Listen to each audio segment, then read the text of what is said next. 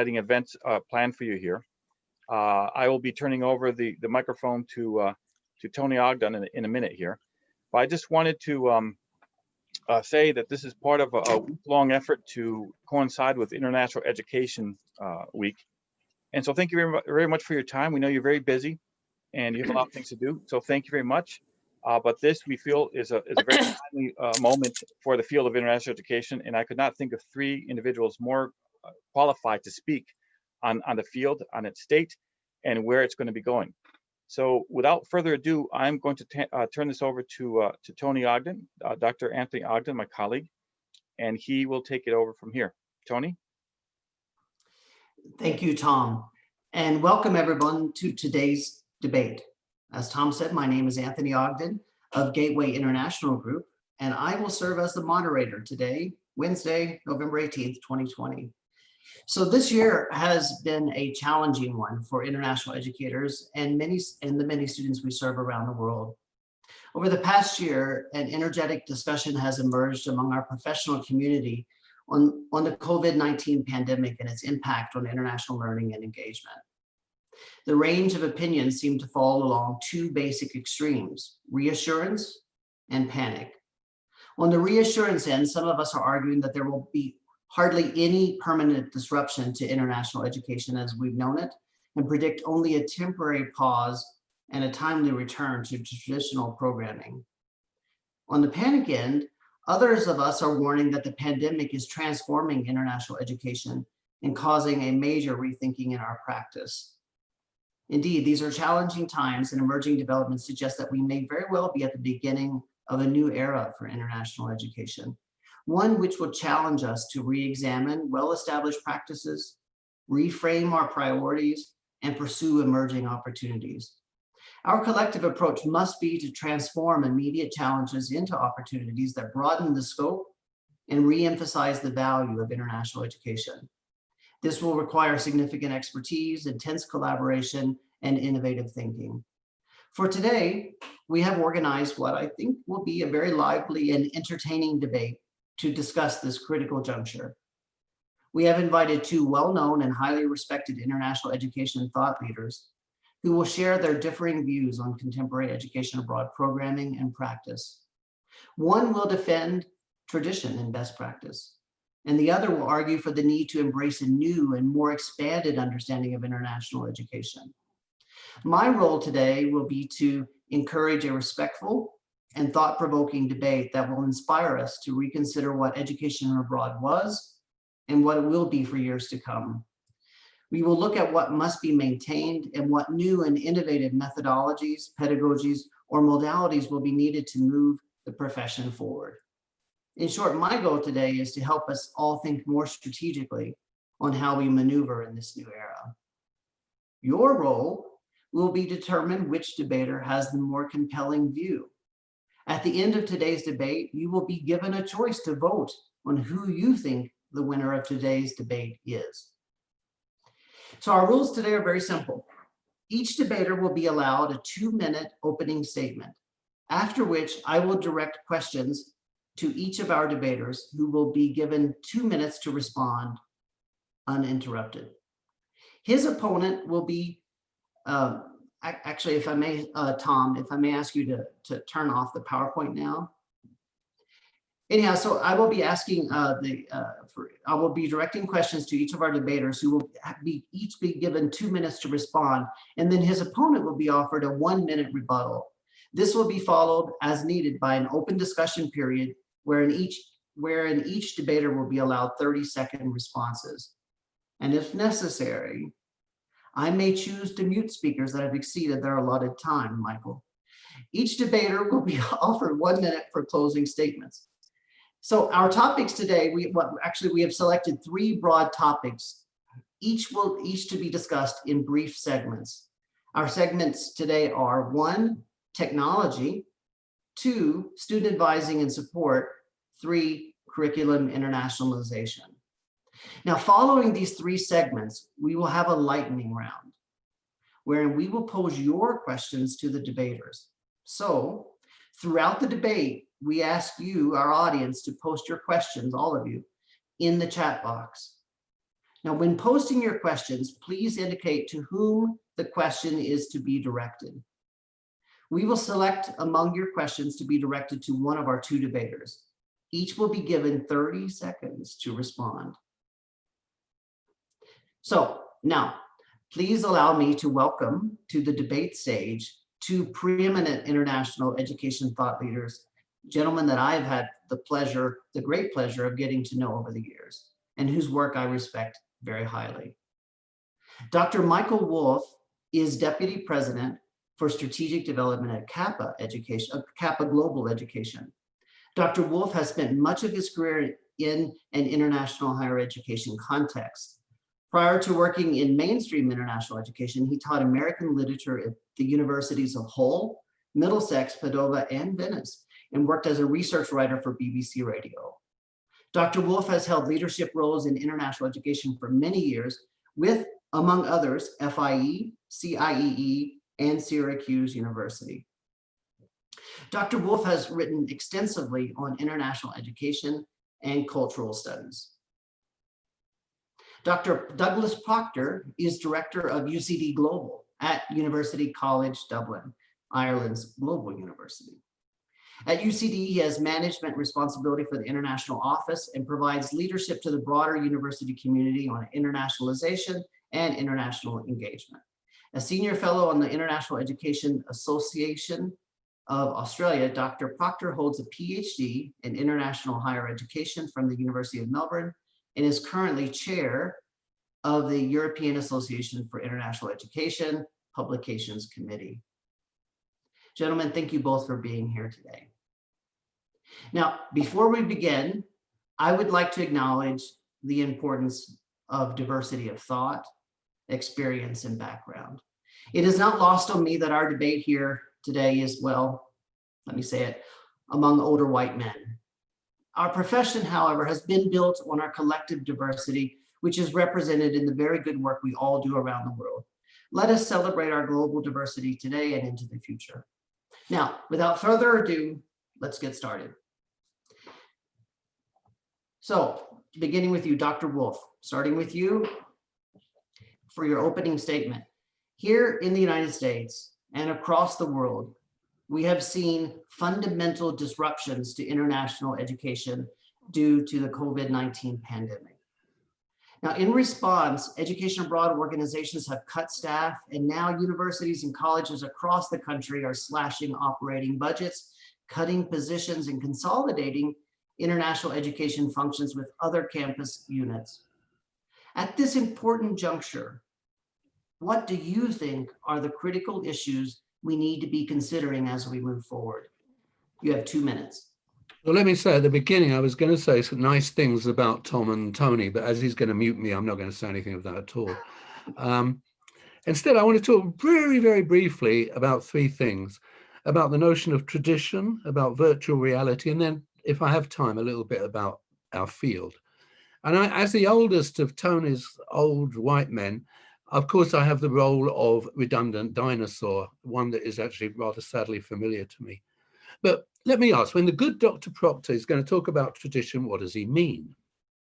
Does he mean the students from Krakow who went to study with Galileo back in the late 16th century, and when they got there, the faculty complained they drank too much and the students complained about their housing? Does it sound familiar?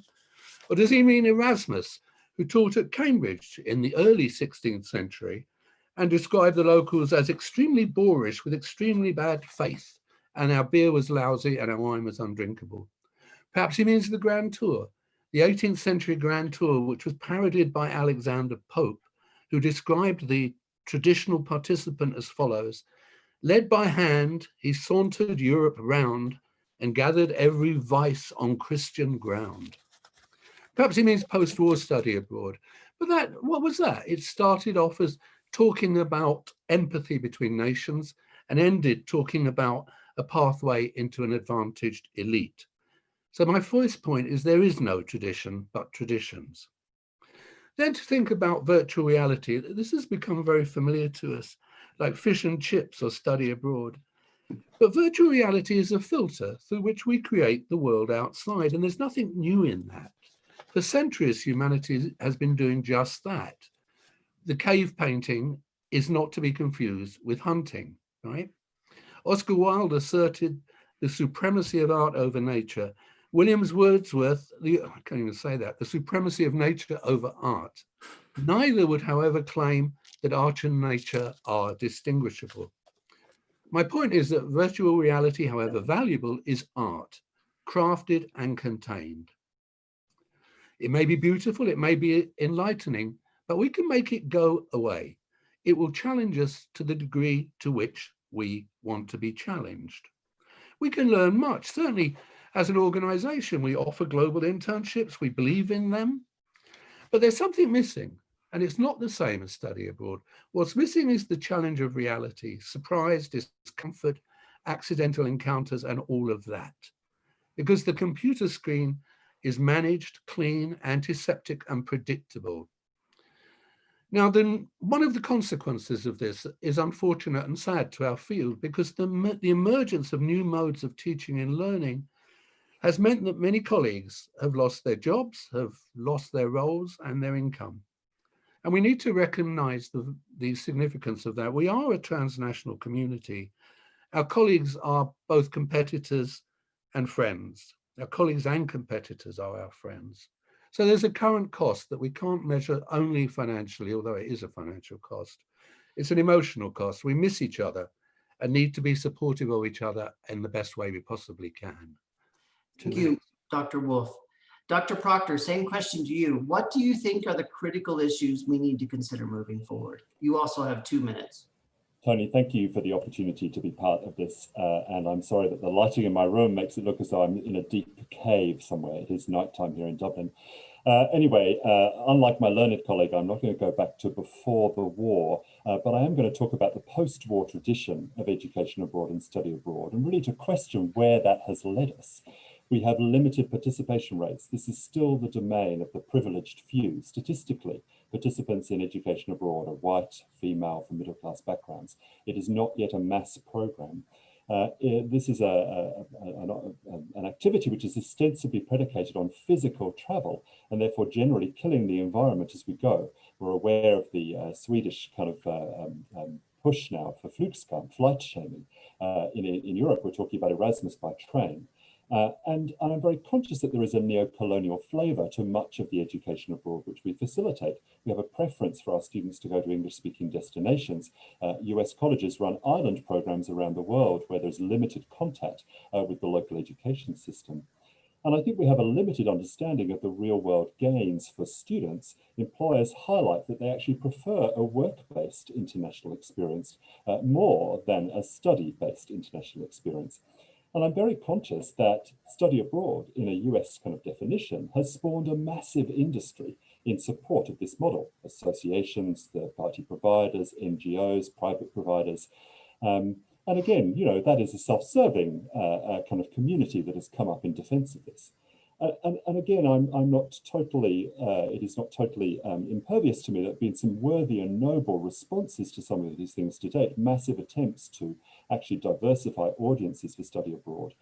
You know, the introduction of international study experiences without travel, such as COIL and virtual exchange. And the promotion of foreign language acquisition and real world experiences where students have direct contact with a host institution. There's also been quite significant research to actually identify the personal and professional gains from study abroad. And I think about the research coming out of Australia in terms of employability, and an increasing focus now on multifaceted understandings of internationalization. Think of John Hudsick's work in comprehensive internationalization, encouraging us to think about bigger, broader, and more wide-reaching understandings of internationalization. So I think we are poised here for innovation. And innovation is not, to my mind, the denial of tradition. Rather, it is the introduction of new methods and ideas to complement and adjust tradition for new futures. And so I'll maybe finish my initial comments on that point. Thank you, Dr. Proctor. Thank you both very much. Now, let us move into segment 1, focused on technology. Dr. Woolf, starting with you. In recent months, we have seen an explosion of virtual education abroad offerings, including virtual internships, virtual exchanges, and so on. What do you see as the role of virtual education abroad programming in the future? And what advice do you have for those offering virtual programming? You have 2 minutes to respond uninterrupted. Well, I think actually that the even before the current crisis, we saw utility in virtual education. Since 2015, for example, we've been doing something we call the global network learning, trying to link our sites together using a kind of COIL model. The idea there, and this is something I think that is a value, is to move from teaching about globalization to teaching globally. You know, then I think virtual learning will have a function, has had and will have. It offers potential to broaden access, but there's a limit to that, and I want to say a little bit about that. It escapes the tyranny of geography. You know, for example, we have Dutch and Mexican students on our programs for the first time ever. But I would add these thoughts. We need a better sense of assessment of impacts. Most of us are fairly new in this field of virtual education, and we haven't caught up with assessment and evaluation skills in this environment. And we mustn't exaggerate the value of broadening access. I think it's limited, actually. Access to technology, as we all know, is not equal across the world. Neither is private learning space. There are students who don't have private learning space, and this is a significant limitation. And then I think we need standards of online teaching that need refinement. That might be the biggest challenge, the training of faculty. Not all are noted for their technological skills, and teaching online is a specialized skill, not one I have, for example. So we have wonderful faculty who, faced with this challenge, subside into a state of kind of klutzness where they can't possibly manage. And that's a great loss. We need to figure in the training and education of faculty in these new techniques. I'll end there. Thank you. Dr. Proctor, would you like to respond to Dr. Woolf's comment? I think I might hold my response and wait to see what members of the audience think about the statements that we've made. So I'll probably go straight into my own kind of reflections. Well, let me pose then a different question to you then. This move to online learning has begun to raise concerns around issues related to educational access, as Michael mentioned. While virtual education abroad suggests a positive move toward greater inclusion, how do we prevent a future system wherein only the most privileged students spend time abroad and all others must do so virtually? You also have 2 minutes. Thank you. Well, look, as I said in my opening comments, I think, you know, education abroad has a long-standing diversity problem, an access problem. We know this. We know there have been really solid attempts to address it. I think about the work of Diversity Abroad. I think about the wonderful work that we've done in seeking to provide accommodations for students with disabilities. In my own university, we've undertaken a European-funded project to look at opportunities for outbound mobility for students with disabilities. And we have a live conversation. This week, I've had a conversation on my campus about a University for All initiative and what that means for both access to education abroad, but also participation in education abroad. I'm very conscious of the fact that many of us believe that nothing can replace the in-person experience, and we know that our students still want that. And so, you know, this question about how do we respond to that desire without putting students in harm's way. And I think there is then that opportunity. We have all pivoted, to use that terrible word, to a hybrid of face-to-face and online learning on our campuses.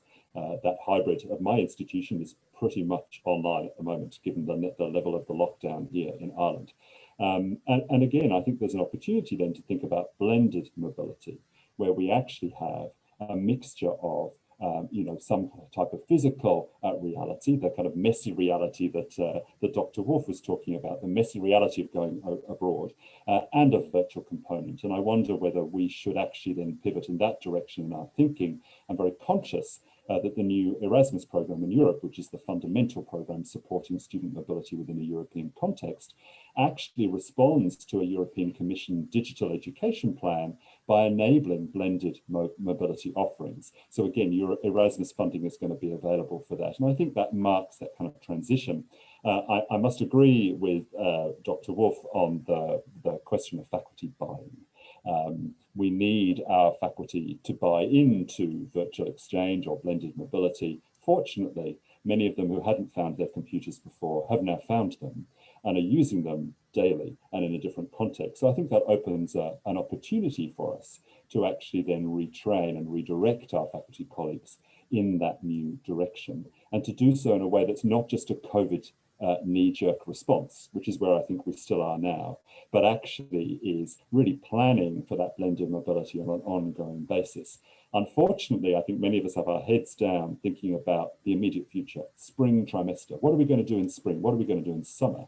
So my call out today is to the senior international officers in the room to leave the day-to-day mobility dilemmas to their education abroad professionals, and to actually start now really thinking about that long-term silver lining, I think, to COVID-19, about new opportunities to think and recreate our field for the future. Thank you. Dr. Woolf, do you have a response to that? Very, very swift one. Three really quick points. The first really goes back to Dr. Proctor's first comment, who he clearly doesn't believe in history. You know, his idea that we don't need to go back to the war, before the war. I think we need to go back before the 30 Years' War to understand where we are now. But also his naive belief, forgive me for that, in direct enrollment. His immersion in a university system certainly may be baptism, and it also may be drowning. And then this discussion of blended learning, there's always been blended learning. Students have a book, they read the book, that's one kind of experience, and they go into the class and discuss the book. So online provision seems to me exactly like a book in many, many ways. It's very, very interesting. Thank you. Douglas, any follow-up? I think many of our academic colleagues believe that you can just put the book online and then that makes online learning. I think the reality for our students is really quite different. Very good. Gentlemen, if you have no other comments on this, I'd like to move to the second segment. Good. Okay, our second, well, thank you both for segment one. In interest of time, we'll move swiftly now to this section on student advising and support. Dr. Proctor, this time, let's begin with you. The COVID-19 pandemic has clarified the value of in-person delivery of certain aspects of student services, such as clubs, sports, residence life, and so on, and has also illuminated how certain services are actually improved through virtual delivery, such as academic advising and career services. How do you see student advising and programming through education abroad changing in the future? You have 2 minutes to respond. Thank you. Well, I'm fascinated in the reflection that some services have improved through delivery online, and I wonder whether we've really asked our students about that yet. I fear that it might be too early in the cycle to really determine that certain things that we're doing in an online environment are better. But again, regardless of that reflection, I think we must use COVID-19 as a catalyst for change and to help us to reset our focus in relation to how we deliver services to students, whether those be academic services or whether those be a broader set of pastoral and other supports. And again, this is where I do see a silver lining to the COVID cloud. Again, for those of us that are able to lift our heads out of the day-to-day, and I think it is challenging for many of us in our current context. And so we have a real opportunity here, I think, to reset our thinking about how we advise and support students. And to my mind, the student voice in this will be crucial. And I'm delighted that we have a student with us on the panel today. And I'm really looking forward to her reflections as we progress. You know, what do students want and need? What has changed in those wants and needs? I'm very conscious that, even 4 months ago, we were still hearing that students didn't want to study remotely. They didn't want to receive online training. Well, in a world where no other option is available, interestingly, some of those concerns have melted away. So what is changing for students? What do we know about what they think? And if we don't know what they want and need, how are we going to find that out? And again, you know, I think we presume that we have patterns of understanding of student behaviors in our old world, but how do we really know what is motivating and incentivizing students in this new world? from my institution's perspective, students still have a very strong desire to travel, even if they're going to go to another country and then take online classes from the institution in the other country.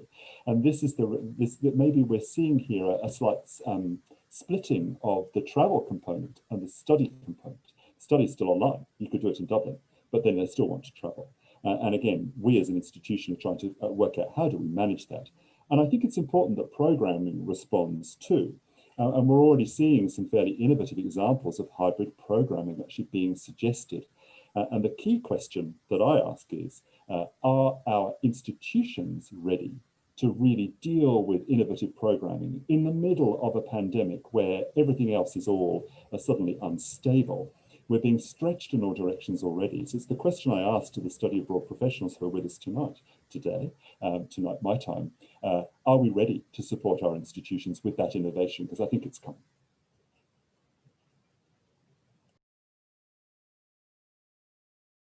You're on mute, Tony, Dr. Woolf, any response to that? No, how can one counter such smooth-tongued eloquence? No, I'll leave it at that. It's brilliant. Well, then let's move on to a question for you then in this second segment. US institutions are increasingly prioritizing student success outcomes, especially around career readiness and employability.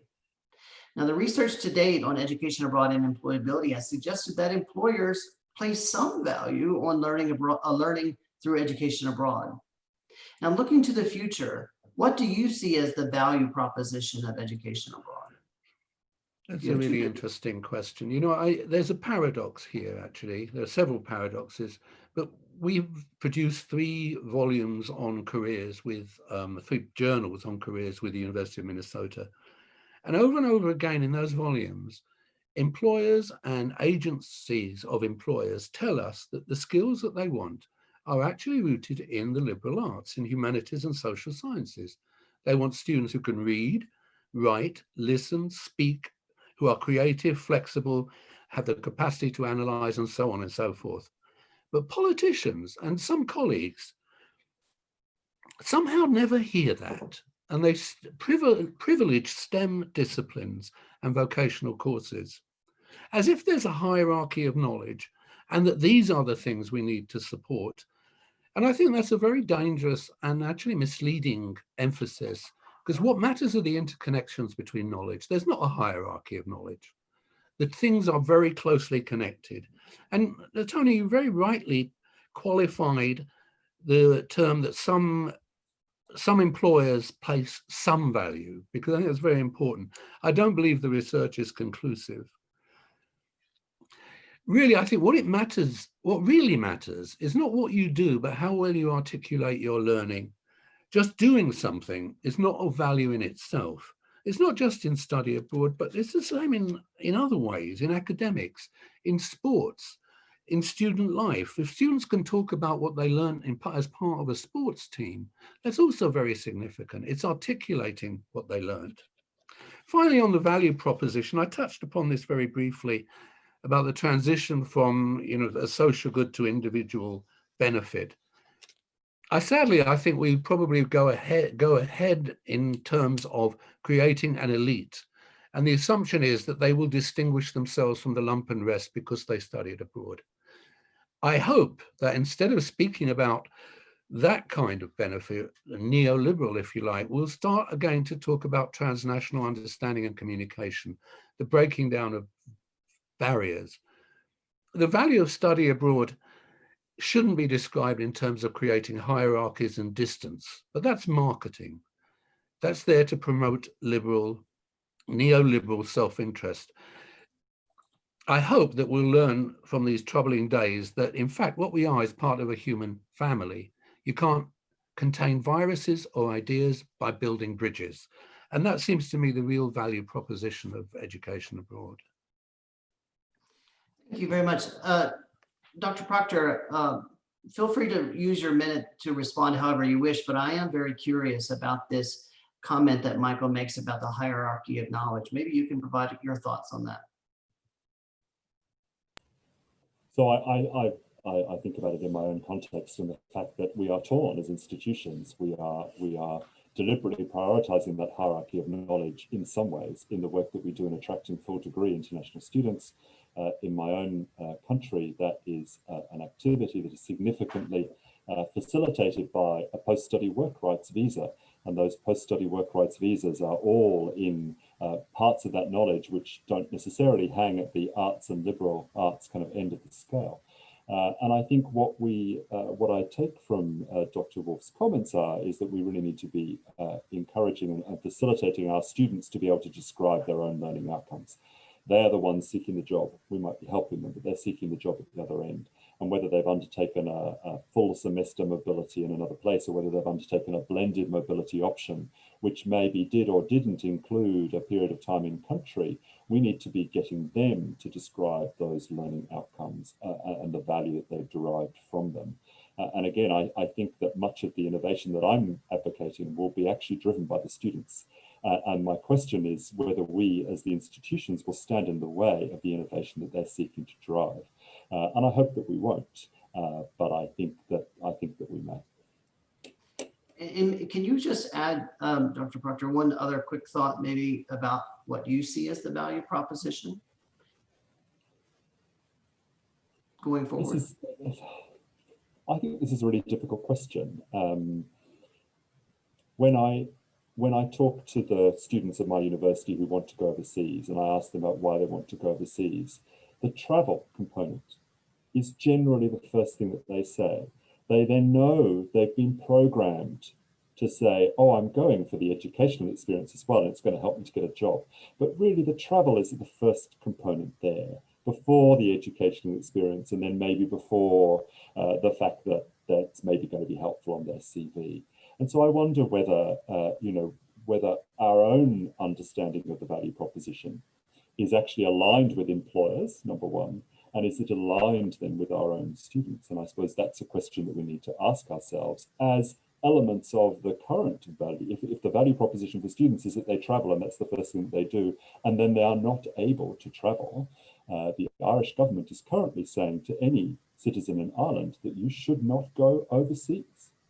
So, again, this is a very difficult proposition, and I suppose that's where sometimes the values that we hold dear are actually challenged by the circumstances around us. But I think it provides us with that wonderful opportunity then to actually recast our understanding of what is the value proposition of this. If you can't travel, but you have an opportunity to take a semester at La Sorbonne from your desk in Dublin, would you do that?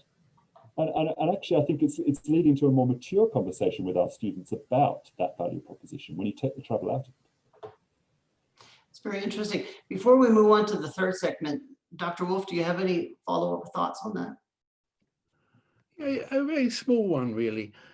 This idea of the hierarchy of knowledge, just to go back to that, Michael Ignatieff gave a really brilliant example of this, and relating to the whole COVID issue. He said, okay, the scientists are going to solve it, hopefully.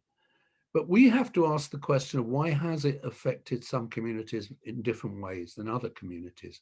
Why has it been inequitable in its impact? Who's going to solve that question? The social sciences. So there's a necessary alignment of thought here.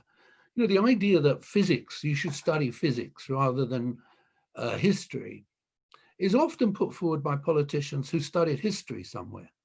So there's this kind of elitist political commitment to STEM because it's an easy argument, because it doesn't really require you to think too much. Thank you. Thank you both very much. Now let's move into our third segment focused on curriculum internationalization. Dr. Woolf, back to you. The COVID-19 pandemic has accelerated the development of new approaches to educational delivery and the unbundling of traditional degrees. As more institutions begin to consider micro-credentialing, modularized programs, and stackable credit, what role do you see for international programming? You have 2 minutes. Well, I would start with a thought here that I'm not sure that you're recognizing in that question, I don't mean you personally, that the question recognizes the innate conservatism of universities. Mm-hmm. I'm not convinced at all that new approaches to anything will move into the center of higher education with any great speed almost anywhere. Generally, the reform of universities takes place with a limping gait rather than a running pace. I would argue, actually, in contrast to that, that so-called providers abroad have led innovation in a number of ways. The notion of situational learning is one example. The fact that environment conditions knowledge is something that we know very well that hasn't really penetrated into curriculum development in the USA.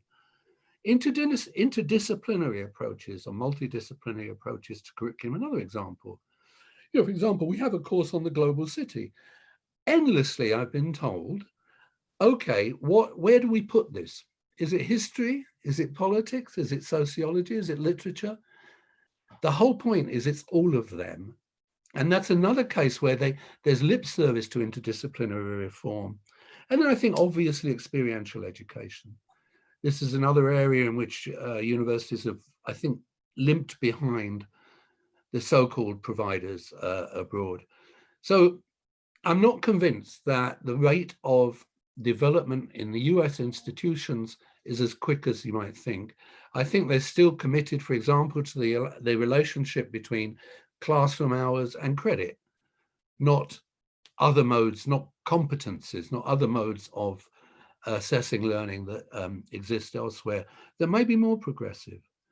So I've entirely avoided your question, but I'll stop there. It is a debate.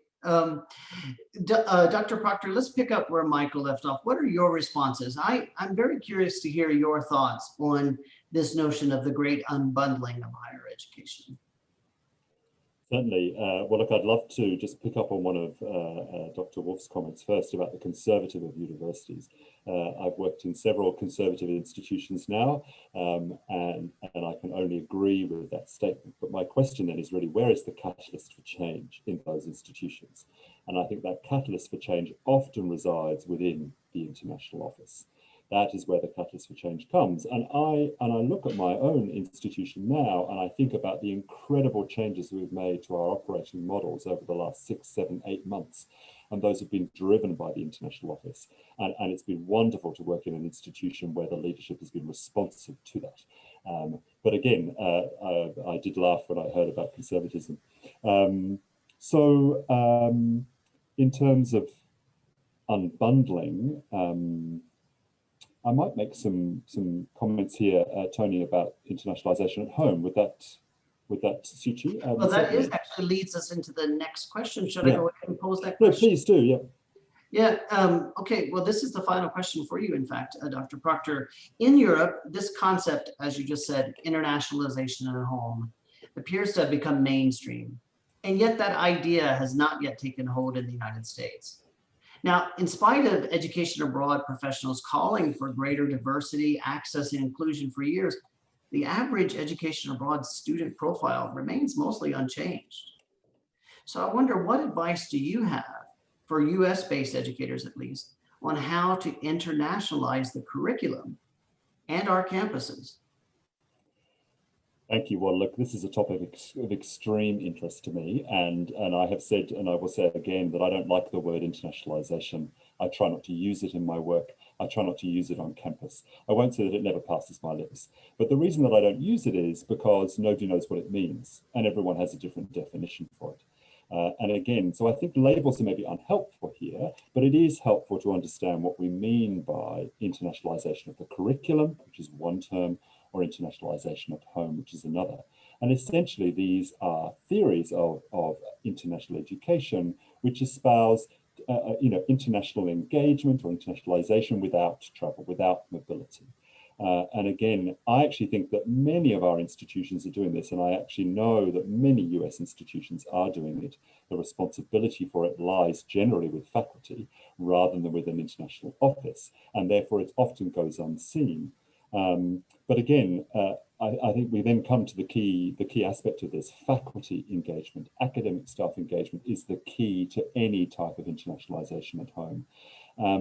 And I want to point to a guide that is shortly to be published by the European Association for International Education, which has the draft title, Implementing Internationalization at Home in Your Institution, 5 Essential Steps for International Officers.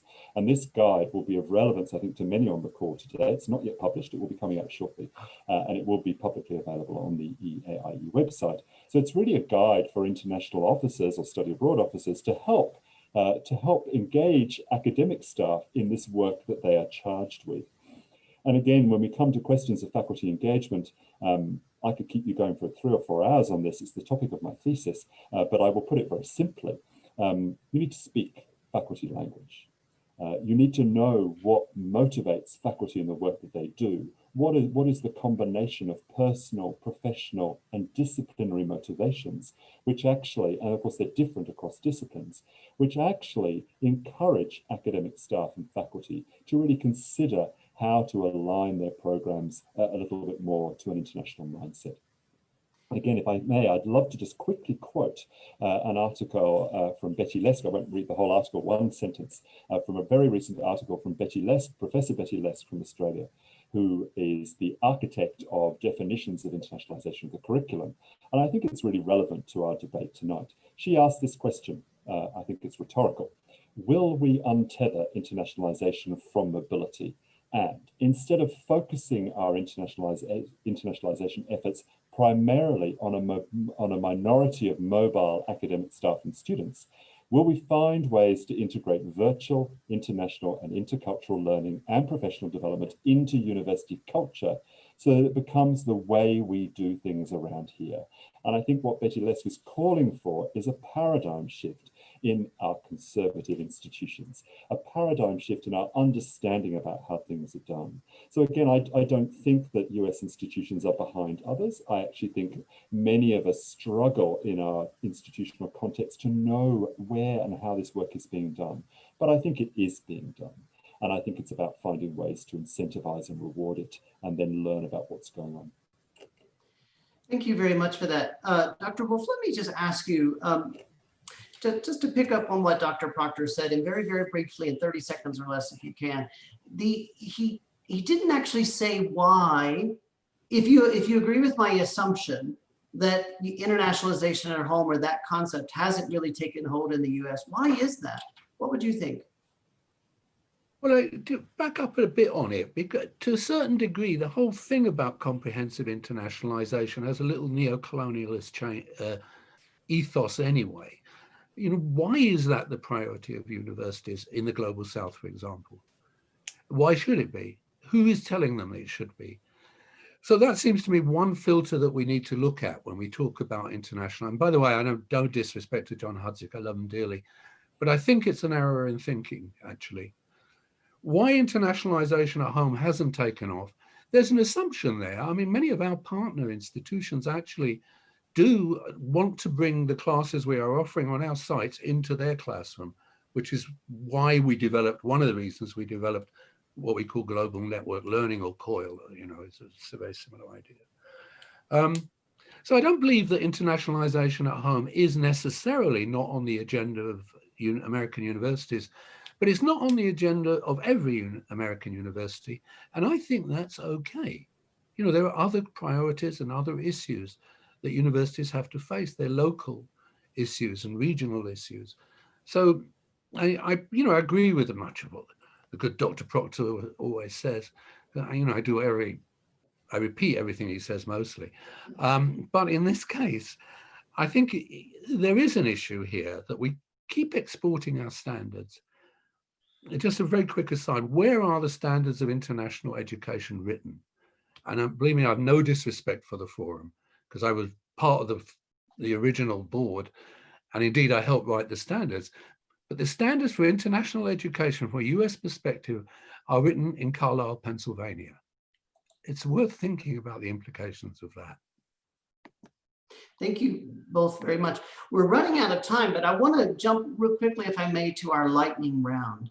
We have a number of wonderful questions that are coming in now, and I want to pose just a couple of those before we move to closing statements and then our poll to decide which of you is our winner today. Now, the first question is obviously one I can't skip over. Dr. Woolf, it comes from your son. Now, his question relates to geography, and I might want to build upon his question with one of my own.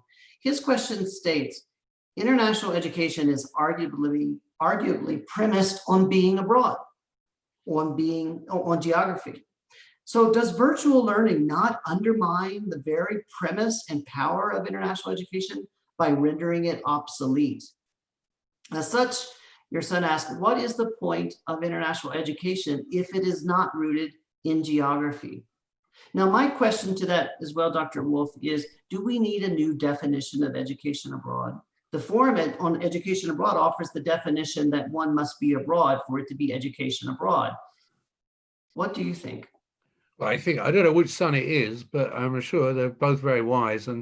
But there is a difference between education abroad and education about abroad, and both are totally valid. It seems to me there's no reason to denigrate one kind of learning over another. You know, half the world is never going to study abroad.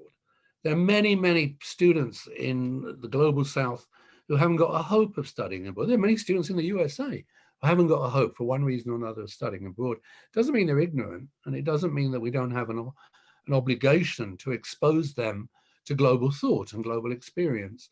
So it's not an either or to me. It's not a zero-sum game. You know, these are both very valid modes of learning. It's just I don't want to value one over another and denigrate one by reference to another. Thank you very much. And maybe one quick question for you, Dr. Proctor, coming from Timothy Lynn Elliott at Brigham Young University. He asks, given how everything has gone virtual this year and how we can see how it works, and now that we can see how it works, how can we justify going back to a system where students go abroad, even if it is safe? How do we argue that actual education abroad has value over virtual options? So look, that's a really interesting question, and thank you. I mean, I think a lot of us have talked about the new normal. I don't like those words, or the next normal. And I think what we know is that the new normal is going to be different to the old normal. So I don't think we're going back.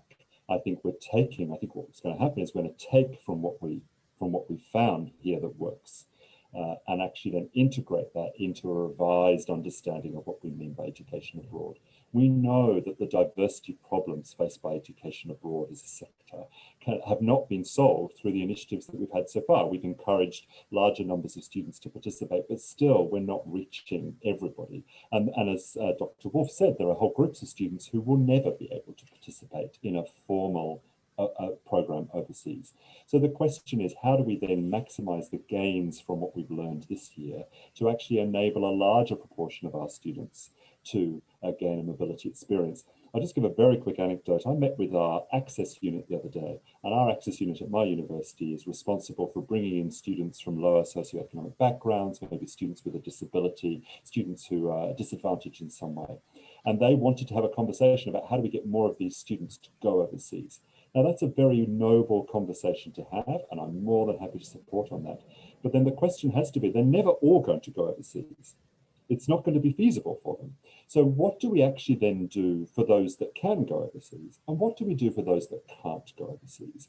And I think there's a happy medium there between, for those that can't go overseas, not just giving them education about abroad, as Dr. Woolf would say, but actually enabling something for them. And I don't necessarily know what that thing is yet, but enabling something for them that gives them that experience of actually being in a different place, studying in a different place, even if they can't physically be there. Now, we are charged by our students to defend why we are sending people all over the world. That is a question that the Students' Union at my university is waving the flag on. It costs so much money. Why are you doing it? It's really bad for the environment. And you know, so again, in response to our student community, I think we are beholden to address some of these issues of climate change and sustainability that they hold so dear. You know, I'm very torn myself. I haven't been on a plane now in 10 months. That's the longest period of time that I've not been on a plane in my adult life. And I desperately want to get onto a plane. Well, but at the same time, I realize that, you know, that actually I've saved the environment a little bit by staying at home. Thank you very much for that. Gentlemen, as always, very inspirational. And I have so many thoughts and questions I'd love to ask of you today. And I'm sure many in our audience do as well.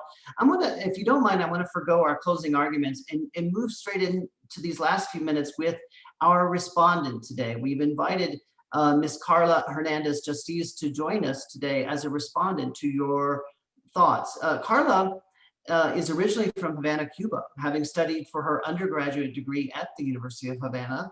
She chose to study abroad in England at the University of Manchester, where she recently completed her master's degree in development economics and policy. Congratulations and to you, Carla, and welcome today. Now, Carla, based on what you've heard, very quickly, what are your thoughts on this discussion between defending tradition and best practice as presented by Dr. Woolf, and the argument for a new and more expanded understanding of education abroad as presented by Dr. Proctor? What are your thoughts, very quickly?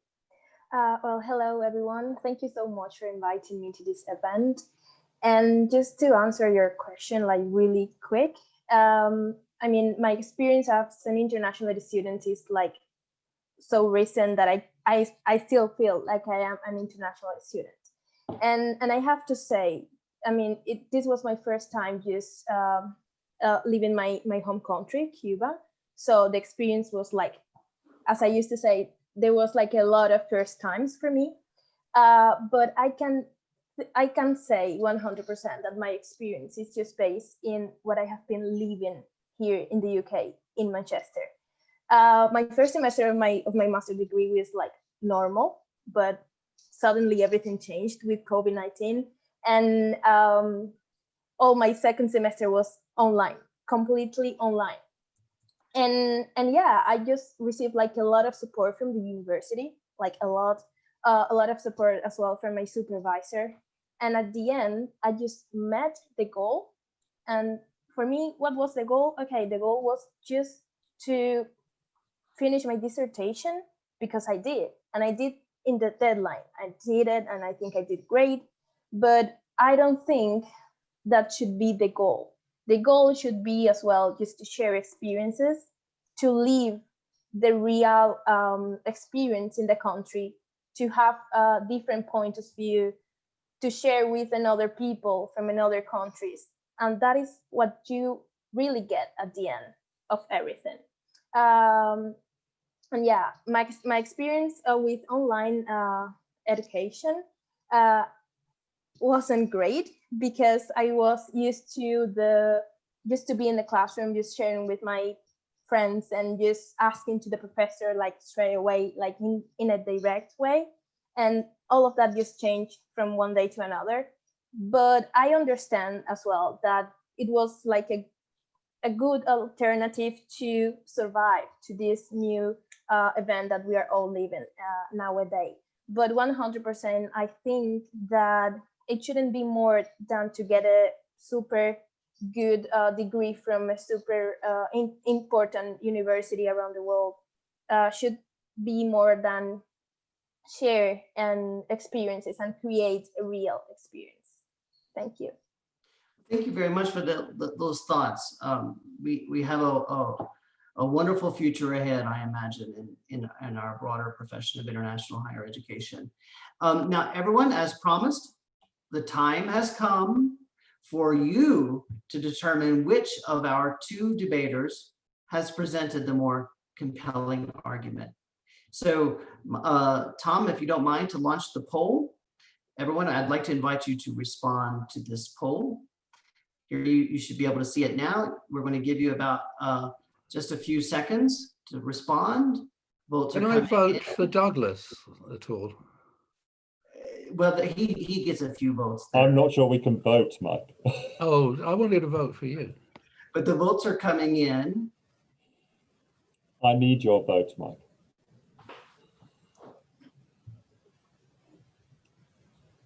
Very good. Well, I want to say, as those votes are coming in, to thank you all very much today. Thank you, Dr. Woolf, Dr. Proctor, and of course, Ms. Carla Hernandez Justiz. Thank you all very much. And of course, thank you to Tom Millington of Abroadia today for bringing us together in this most lively and interesting debate. Thank you very much. And thank you to all of you for joining us today. Just to note that a recording of today's webinar will be available on the Abroadia website, as well as my own website, Gateway International Group. Now, it looks like if you can show the polling, or I don't know if it's visible now, but I'd like to congratulate Dr. Michael Woolf. I don't think we need a recount. Dr. Michael Woolf, congratulations. You are the winner of today's debate. It seems like our folks here are more looking to tradition and best practice. Now, for your service today, Dr. Woolf, my company, Gateway International Group, will make a donation in your name to the Fund for Education Abroad. Thank you all very much. Now, back over to you, Tom. Okay, again, thank you very much, Tony. Thank you, Mike, and thank you, Douglas. I learned a lot. It was hard, actually. I was managing the chat and trying to pay attention at the same time, but it was really, really wonderful. And Carla, thank you very much for participating. I really appreciate it. I just wanted to, before I let you guys go off, I just wanted to let you know we have another session tomorrow with Shabana Basic-Rasik. She is the co-founder and president of the School of Leadership in Afghanistan. She will talk to us about the challenges of education in that country.